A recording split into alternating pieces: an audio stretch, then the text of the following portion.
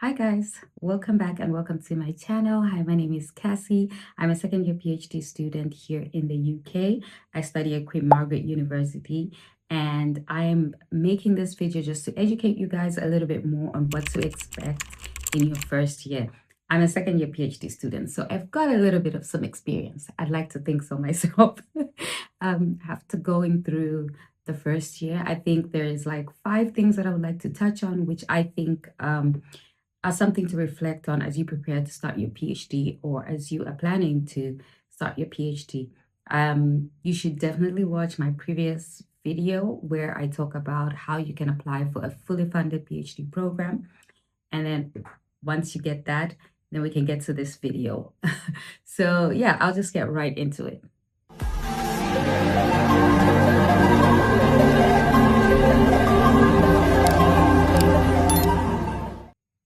So, firstly, you have to remember that the first year of your PhD program is basically your foundational year.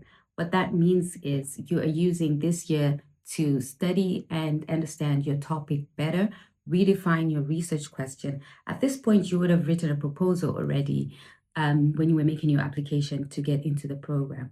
So, you want to redefine your topic, your question, and your objectives.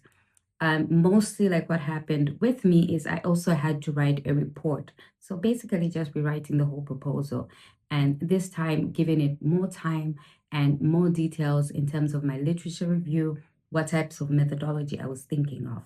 And this is very important in this step because you just want to dive right into the early stages of what exactly research is, understanding your topic a little bit deeper. So that is the first thing that you need to do. You don't have to be perfect in the first year, so you can take a breath. The second thing is that you should expect to have regular supervisory meetings. These are very, very important and they help me along the way. Meeting my supervisor at least once a month, either in person or online, to discuss your progress and any other questions that you may have, whether it be regulatory policy questions around how you should do your research in your specific university, because every university has a set of rules and regulation on how you should conduct your research. Whether it is just about doing research in itself, whether there's some development that you think you should do, or any feedback that they have. As you are writing chapter by chapter, you need to get feedback from your supervisor as well. It is very important. So it's important to meet with your supervisor. It's important to ask questions. And it's also important to know what you are talking about and tell your supervisor why you want to go in a certain direction and stand by your ground if you truly believe that that is the direction you want to go in and you have some literature or things like that to back it up. So meetings with your supervisor, as well as knowing the people in the department that you are in, the head of department, the deans, the PhD coordinators, just for you to understand all the different ropes around what it is like to study a PhD. And then you will understand it more and more. And this really helped me to get inclined with the university itself, as well as understand my topic more and understand how things should be done, especially at a first year level. The third thing that you should expect is to do a lot, and more training. There is a lot of research and development when it comes to studying your PhD, especially in your first year. I think a lot of UK universities do push for students to really develop themselves in the different skills so that they can become better researchers.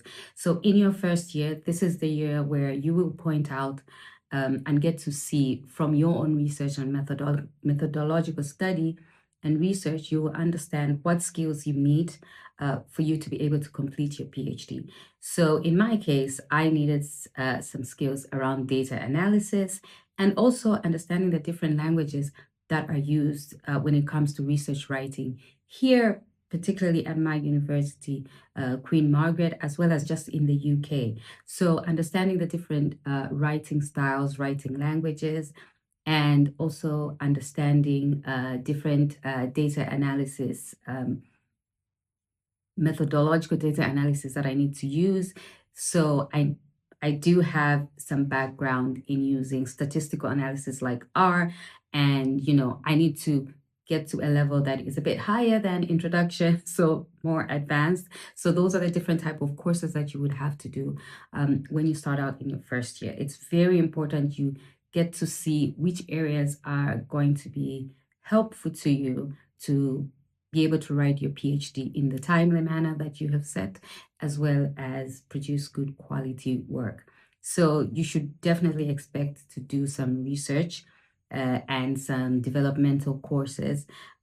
These might come in forms of uh, workshops, seminars, um, and just research lectures here and there that show up. You have to look out for those little things in your email so that you can attend as many as you can to grow the skills that you need for your PhD program. One thing that I love about my PhD program is that in a year we have 3 development weeks. I had to think about that one. We have 3 development weeks where all PhD students meet and basically have different lecturers that come in and talk about different areas around doing your research. And that is really good because it helps us to learn more. So we have weeks, a whole week, 3 times in a year where we meet and we have this in-person meetings and different sessions, and it allows us to also come back and create a community and get to know each other, but it does help us in uplifting our skills. So that is one thing that you should be ready for and expect to happen in your first year. The fourth expectation is that as a PhD student, you are expected to do some teaching and marking. I think in UK universities, it's not necessarily required, but it is expected. So from time to time, you will have some lecturers that will come to you within your department and ask you to do some work with in terms of teaching, in terms of marking exams. Now, if you have funding, really depends on the type of funding that you have. My funding has allocated some hours where I need to do some teaching or marking. If I need to do more of that, of course, it has to be paid by the university, depending on the number of hours that they need me to do that.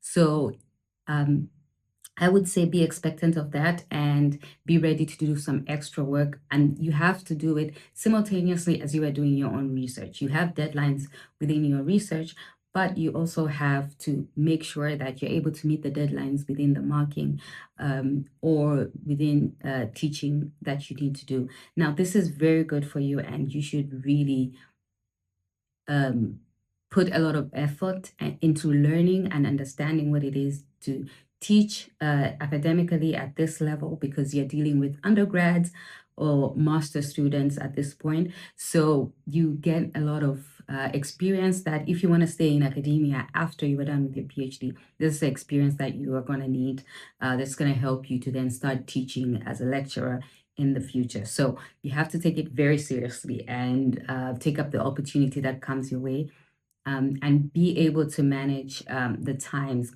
that you have and your schedules, because you don't want the teaching and the marking to overshadow the research, which is your main primary goal of being a PhD student. So you have to be expectant of doing some teaching and some marking alongside your PhD. So fifth and last point, I would say you should be expectant of having a lot of highs and a lot of lows when it comes to your emotions about studying your PhD. Because the first year is very nice. You get a lot of emotions. You're enjoying yourself. You love the idea of saying, yeah, I'm a PhD student. And you can explain your topic and everything like that. But it does come with a lot of highs and lows. A lot of highs when, like I said, you're expressing the fact that you're doing a PhD and everybody's like, wow, that's really nice. A lot of lows when you enter rooms and you feel a little bit of imposter syndrome when you have to present your research for the very first time in a group of academics that know the actual topic. There's a little bit of imposter syndrome. Should I be here? Should I not be here? Should I have just continued working? Should I stayed with my master's? But that does happen, and it is very much normal. And that's why it's important to have a community around you of other PhD students and other people that have been through the process before. And you will get to understand that everybody is the same. We're all here to learn. As a PhD student, no one expects you to be perfect at all, especially as a first year. Like I said, you're just learning your topic, you're learning to understand the field in itself. So nobody's expecting you to be perfect. So take a chill pill, relax. Whatever gibberish or anything that comes out of your mouth about your topic, you know it better than anybody else. People can give you advice, and they can let you know what they think they would do differently, and that is great. You take that in and you either use it or not. It's up to you. It's your research at the end of the day. After those 3 years of study, it's your name that's going to be attached to that topic. So you have to really learn to manage these emotions, but let them happen when they do. But then you get into it after some time when you start seeing how much you're starting to understand your own topic. So it is very important to understand that your emotions will change a lot in the first year, but that's nothing to worry about at all. If you found this helpful, please like, subscribe, and leave a comment. Ask me questions about anything. You can also follow me on my TikTok, as well as my Instagram. I'm quite active on those two. Yeah, and I will try and make more videos around my PhD journey and my experience, just so I can share it with other people. So yeah, I'll see you in the next video, and thank you so much for watching. Together always, I wish I